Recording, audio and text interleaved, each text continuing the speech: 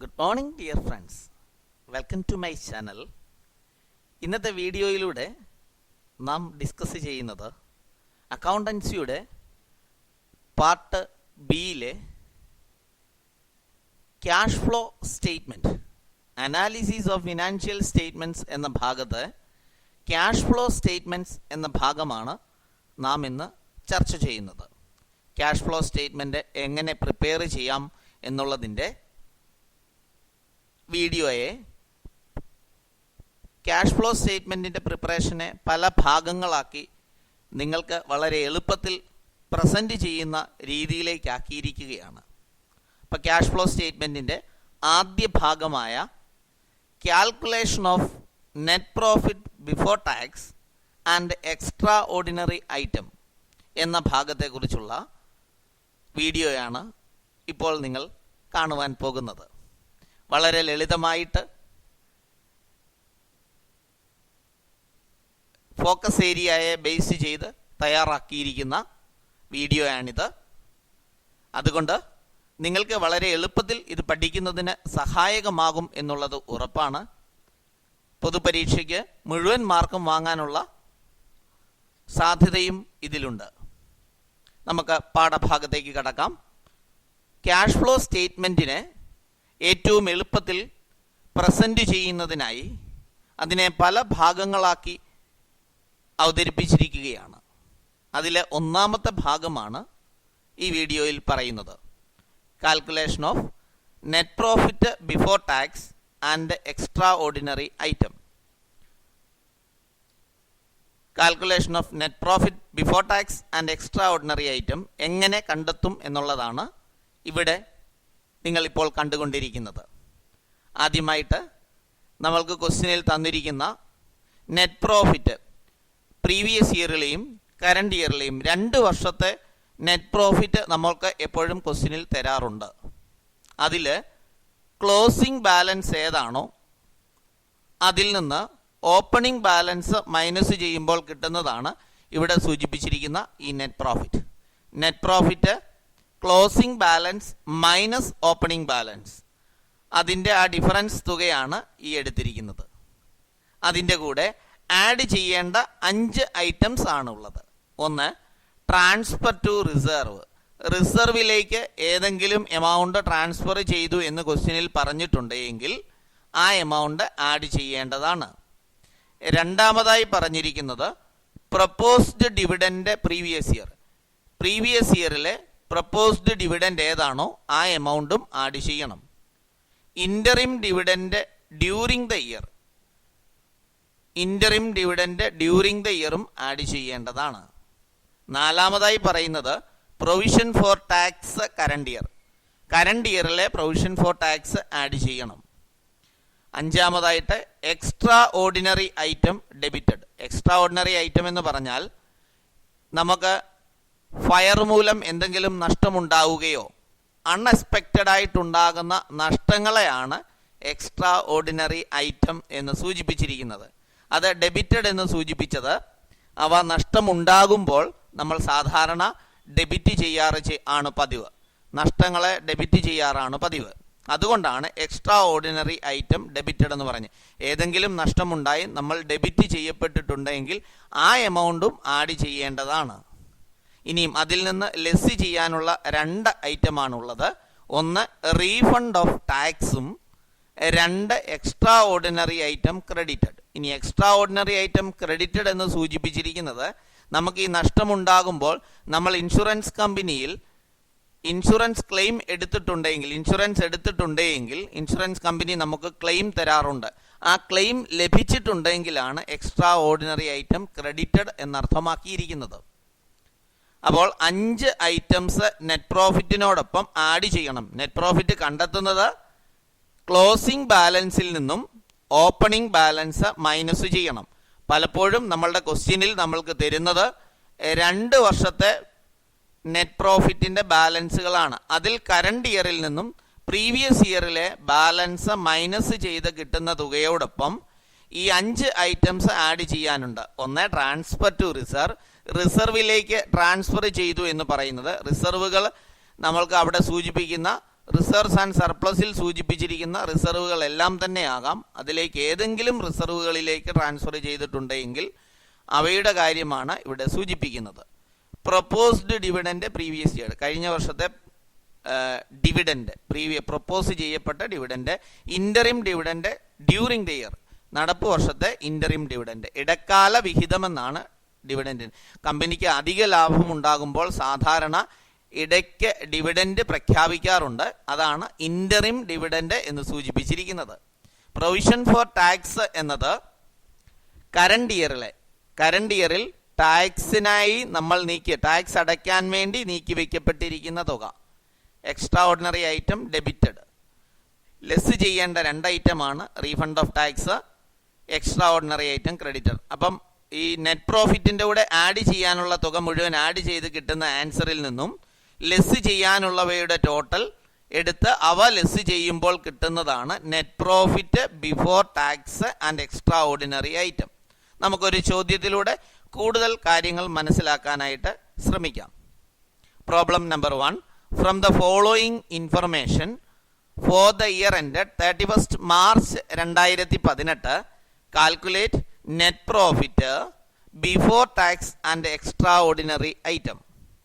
Surplus balance in statement of profit and loss. വേണ്ട opening balance കൃത്യമായി തന്നിട്ടുണ്ട്. ഇവിടെ ഓപ്പണിംഗ് ബാലൻസ് ബ്രാക്കറ്റിലാണ് തന്നിരിക്കുന്നത്. അത് negative balance means opening profit അല്ല, ലോസ് ആണ് എന്നാണ് അർത്ഥം. ബ്രാക്കറ്റിൽ തന്നിരിക്കുന്നത് കൊണ്ട് അത് ലോസ് ആണെന്നാണ് അർത്ഥം. Surplus balance in statement of profit and loss closing 5,40,000. അടുത്തത് proposed dividend for the year 31 March 2018. ഇവിടെ കണ്ടോ, മാർച്ച് 2018 എന്ന് സൂചിപ്പിച്ചിരിക്കുന്നത് നമ്മളുടെ അക്കൗണ്ടിങ് ഇയർ അവസാനിക്കുന്ന ദിവസമാണ്. ഇവിടെ പ്രൊപ്പോസ്ഡ് ഡിവിഡൻഡ് മാർച്ച് 2018ലെയും പ്രൊപ്പോസ്ഡ് ഡിവിഡൻഡ് മാർച്ച് 2017ലെയും തന്നിട്ടുണ്ട്. അപ്പോൾ നമ്മൾ ഏതാണ് എടുക്കേണ്ടത് എന്ന് വ്യക്തമാണ്. പ്രീവിയസ് ഇയറിലെയാണ് എടുക്കേണ്ടത്. ഇവിടെ മാർച്ച് 31, 2018 കണക്കുകളാണ് നമ്മൾ പ്രിപ്പയർ ചെയ്തിരിക്കുന്നത്, ഇൻഫർമേഷൻ തന്നിരിക്കുന്നത്.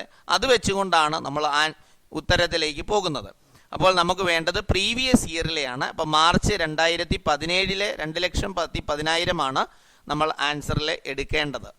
Transfer to workmen compensation reserve, ഏതെങ്കിലും റിസർവുകളിലേക്ക് ട്രാൻസ്ഫർ ചെയ്തിട്ടുണ്ടെങ്കിൽ അവയാണ് പരിഗണിക്കേണ്ടത്. ഇവിടെ വർക്ക്മെൻ കോമ്പൻസേഷൻ റിസർവിലേക്ക് 1,50,000 രൂപ ട്രാൻസ്ഫർ ചെയ്തിട്ടുണ്ട്. അതും നമ്മൾ ട്രാൻസ്ഫർ ടു റിസർവ് എന്ന ഹെഡിൽ ഓർക്കേണ്ടതാണ്. Provision for tax made during the current year, current ഇയറിലെ പ്രൊവിഷൻ ഫോർ ടാക്സ് 2,30,000 രൂപയാണ്. നമുക്ക് ഉത്തരം എങ്ങനെ ചെയ്യുന്നു എന്ന് നോക്കാം. ഒന്ന്, calculation of net profit before tax and extraordinary item. ഇത് ക്യാഷ് ഫ്ലോ സ്റ്റേറ്റ്മെൻറ്റിലെ ഒന്നാമത്തെ സ്റ്റേജായിട്ട് നമ്മൾ പ്രിപ്പയർ ചെയ്യുന്നതാണ്. തുടർന്ന് ക്യാഷ് ഫ്ലോ സ്റ്റേറ്റ്മെൻറ്റ് നമ്മൾ 5 സ്റ്റേജുകളായിട്ടാണ് പ്രിപ്പയർ ചെയ്യുന്നത്. അതിൽ ഒന്നാമത്തെ സ്റ്റേജാണ് ഈ പറഞ്ഞത്. നിങ്ങൾക്ക് പഠിക്കുവാനായിട്ട് കൂടുതൽ സൗകര്യാർത്ഥം 5 ഭാഗങ്ങളാക്കുമ്പോൾ അതിൽ ഒന്നാമത്തെ ഭാഗമാണ് ഇത്.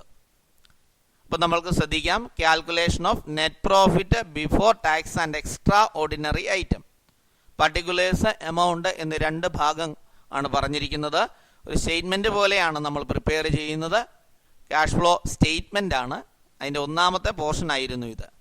Net profit closing minus opening, ക്ലോസിംഗിൽ നിന്ന് ഓപ്പണിംഗ് മൈനസ് ചെയ്യണം. ക്ലോസിംഗ് ബാലൻസ് 5,40,000 മൈനസ്, ഇത് ബ്രാക്കറ്റിലായതുകൊണ്ട് ഇത് മൈനസ് ബാലൻസ് എന്നാണ് പറഞ്ഞത്. അപ്പോൾ ഇവിടെ ഓൾറെഡി 5,40,000 ഇക്വേഷനിലെ ഒരു മൈനസും ഈ ആൻസറിലെ മൈനസ് ചെയ്യേണ്ട ഫിഗറിൽ മൈനസ് ബാലൻസാണ്. അപ്പോൾ അത് നെഗറ്റീവ് ബാലൻസ് ആയതുകൊണ്ട് ഈ നെഗറ്റീവും ഈ ആൻസറിൽ, അതായത് കുറയ്ക്കേണ്ട സംഖ്യയുടെ നെഗറ്റീവും തമ്മിൽ ആഡ് ചെയ്യുമ്പോൾ പോസിറ്റീവ് നമ്പർ ആവും. 5,40,000 നിന്ന് 2 ലക്ഷം മൈനസ് ചെയ്യുമ്പോൾ മൈനസ് 2 ലക്ഷം എന്ന് പറയുമ്പോൾ മൈനസും മൈനസൂടെ പ്ലസ് ആകുമ്പോൾ 7,40,000 എന്ന നമ്പർ ആകും. അപ്പം നെറ്റ് പ്രോഫിറ്റ് 7,40,000. അതിൻ്റെ കൂടെ വർക്ക്മെൻ കോമ്പൻസേഷൻ റിസർവിലേക്ക് 1.5 ലക്ഷം മാറ്റിവെച്ചു എന്നാണ് പറയുന്നത്. ട്രാൻസ്ഫർ ടു റിസർവ് 1.5 ലക്ഷം. അപ്പോൾ നമ്മുടെ 5 എണ്ണം ആഡ് ചെയ്യാനുള്ളതിനകത്ത് ഒന്നാമത്തെ ട്രാൻസ്ഫർ ടു റിസർവ് അത് 1,50,000 ആണ്. രണ്ടാമത് പറയുന്ന proposed dividend previous year, proposed dividend കഴിഞ്ഞ വർഷത്തെ എന്നാണ് പറയുന്നത്. അപ്പോൾ കഴിഞ്ഞ വർഷത്തെ ഡിവിഡൻഡ് ഇവിടെ തന്നിരിക്കുന്നത് 2,10,000 രൂപയാണ്. അതാണ് നമ്മൾ എടുക്കേണ്ടത്. പിന്നെ income provision for tax current year ആണ് എടുക്കേണ്ടത്. കറണ്ട് ഇയർ 2,30,000 ഇവയെല്ലാം കൂടെ ആഡ് ചെയ്യുമ്പോൾ നമ്മൾക്ക് കിട്ടുന്നത് 13,30,000 രൂപയെന്ന് net profit before tax and extraordinary ആയിട്ട് നമുക്ക് ലഭിക്കുന്നത്. ഇപ്പോൾ കൂടുതൽ മനസ്സിലാക്കുന്നതിന് വേണ്ടി ഒരു ക്വസ്റ്റ്യൻ ഇവിടെ നമ്മൾക്ക് ചെയ്തു നോക്കാം. Problem number 2. From the following information calculate net profit before tax and extraordinary item. Surplus, that is statement of profit and loss, opening balance 50,000, surplus statement of profit and loss closing balance 1,18,000 രൂപ. 1,18,000 രൂപയായിരുന്നു. പിന്നെ dividend paid, proposed dividend previous year, അതിനാണ് dividend paid എന്ന് ഉദ്ദേശിക്കുന്നത്. 3,60,000 രൂപയാണ്. Interim dividend, ഇടക്കാല ലാഭവിഹിതം എന്ന് പറയുന്നത് കൊടുത്തത് 45,000 രൂപയാണ്. ട്രാൻസ്ഫർ ടു റിസർവ് 50,000 രൂപയാണ്. Provision for tax current year 75,000 രൂപയാണ്. റീഫണ്ട് ഓഫ് ടാക്സ് 1,500 രൂപയാണ്. Loss of inventory due to fire, തീപിടുത്തം മൂലമുണ്ടായ നഷ്ടം എന്ന് പറയുന്നത് 1,00,000 രൂപയാണ്. ആ നഷ്ടത്തിന് നമുക്ക് ഇൻഷുറൻസ് കമ്പനിയുടെ കയ്യിൽ നിന്നും ക്ലെയിം ലഭിച്ചത് 50,000 രൂപയാണ്. ഇത് എക്സ്ട്രാ ഓർഡിനറി ഐറ്റം ഡെബിറ്റഡ് എന്ന് പറയുന്നതാണ്. Loss of inventory due to fire എന്ന് പറയുന്നത്, തീപിടുത്തം മൂലം സ്റ്റോക്കിലുണ്ടായ നഷ്ടം എന്ന് പറയുന്നത് എക്സ്ട്രാ ഓർഡിനറി ഐറ്റം ഡെബിറ്റഡ് എന്നും, insurance claim received for the above loss, മുകളിൽ പറഞ്ഞ നഷ്ടത്തിന് ഇൻഷുറൻസ് കമ്പനിയിൽ നിന്ന് കിട്ടിയ ക്ലെയിം എന്ന് പറയുന്നത് എക്സ്ട്രാ ഓർഡിനറി ഐറ്റം ക്രെഡിറ്റഡുമാണ്. ഇനി നമുക്ക് പ്രോബ്ലത്തിലേക്ക് കടക്കാം. Calculation of net profit before tax and extraordinary item. Particulars, amount 2 കോളങ്ങൾ, സ്റ്റേറ്റ്മെന്റ് രൂപത്തിലാണ് നമ്മൾ വരയ്ക്കുന്നത്. ഇവിടെ ചെയ്യേണ്ട net profit closing minus opening എന്നാണ് പറയുന്നത്. ക്ലോസിംഗ് ബാലൻസ് 1,18,000 രൂപയായിരുന്നു. അതിൽ നിന്ന് ഓപ്പണിംഗ് ബാലൻസ് ആയ 50,000 മൈനസ് ചെയ്യുമ്പോൾ നമുക്ക് ബാലൻസ് 68,000 രൂപ ലഭിക്കുന്നു. 68,000.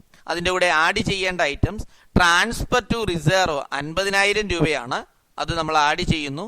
പ്രൊപ്പോസ്ഡ് ഡിവിഡൻഡ് പ്രീവിയസ് ഇയർ ആണ്, അത് 36,000 രൂപയാണ്, ആഡ് ചെയ്തു. Interim dividend during the year 45,000 രൂപയാണ്. Provision for tax current year 75,000 രൂപയാണ്. എക്സ്ട്രാ ഓർഡിനറി ഐറ്റം ഡെബിറ്റഡ്, അതായത് ലോസ് ഡ്യൂ ടു ഫയർ എന്ന് പറയുന്ന 1,00,000 രൂപയാണ്. അങ്ങനെ നമ്മൾക്ക് ആഡ് ചെയ്യേണ്ട ഐറ്റം എല്ലാം നെറ്റ് പ്രോഫിറ്റിനോടൊപ്പം ആഡ് ചെയ്തപ്പോൾ 3,74,000 രൂപ നമുക്ക് ലഭിച്ചു. അതിൽ നിന്ന് മൈനസ് ചെയ്യേണ്ട 2 ഐറ്റമാണ്. ഒന്ന് റീഫണ്ട് ഓഫ് ടാക്സ് 1,500 രൂപയും എക്സ്ട്രാ ഓർഡിനറി ഐറ്റം ക്രെഡിറ്റഡ്, അതായത് ഇൻഷുറൻസ് കമ്പനിയിൽ നിന്ന് നമുക്ക് ലഭിച്ച ക്ലെയിം 50,000 രൂപയാണ്. അവ രണ്ടും കൂടെ മൈനസ് ചെയ്യുമ്പോൾ നമുക്ക് ലഭിക്കുന്നത് 3,22,500 രൂപയാണ്. അത് net profit before tax and extraordinary item എന്നറിയപ്പെടും. Net profit before tax and extraordinary item എന്ന ക്യാഷ് ഫ്ലോ സ്റ്റേറ്റ്മെന്റിലെ ആദ്യ ഭാഗമാണ് നമ്മളിവിടെ കണ്ടെത്തിയിരിക്കുന്നത്. നിങ്ങൾ ഈ 5 ഐറ്റം ആഡ് ചെയ്യാനുള്ളതും 2 ഐറ്റം ലെസ് ചെയ്യാനുള്ളതും മനഃപ്പാഠമാക്കുകയാണെങ്കിൽ വളരെ സിമ്പിളായി നിങ്ങൾക്ക് ഈ ക്യാഷ് ഫ്ലോ സ്റ്റേറ്റ്മെന്റിന്റെ ആദ്യ ഭാഗം അവതരിപ്പിക്കാനായിട്ട് സാധിക്കും എന്നുള്ളത് ഉറപ്പാണ്. അപ്പോൾ ഈ വീഡിയോ കണ്ട് മനസ്സിലാക്കി നന്നായി പഠിച്ച് ഉയർന്ന മാർക്ക് വാങ്ങാൻ എല്ലാവർക്കും സഹായകമാകട്ടെ എന്ന് ആശംസിക്കുന്നു. Thank you.